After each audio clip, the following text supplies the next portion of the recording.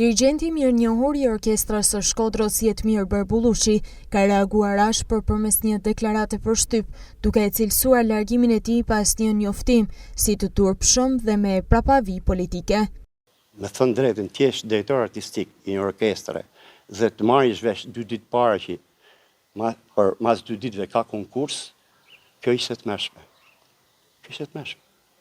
Si, konkurs? Po, s'isha gjë fare. Po për çfarë?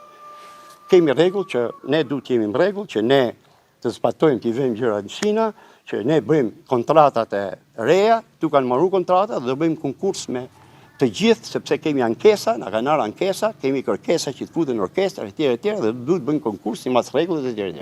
Ky ka bërë një veprim, një krim politik, majnë me në shifni mirë, krim politik duke hekur një muzikant apolitik. Dirigjenti i shprehet shumë i ashpër në deklaratën e tij, duke e cilësuar të pafë dhe qesharak stafin e Drejtorisë së Kulturës në Bashkinë e Shkodrës.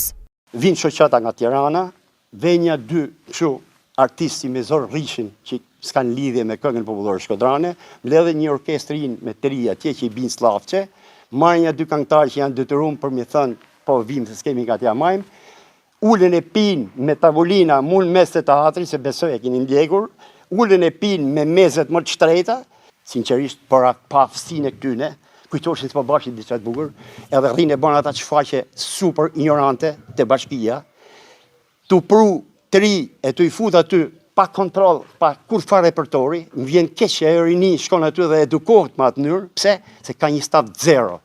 Orkestra Simfonike e Shkodrës është kthyer në një nga pikat më të nxehta të diskutimit të ditëve të fundit, ndërsa ka patur reagime nga opozita në Këshillin Bashkiak të Shkodrës.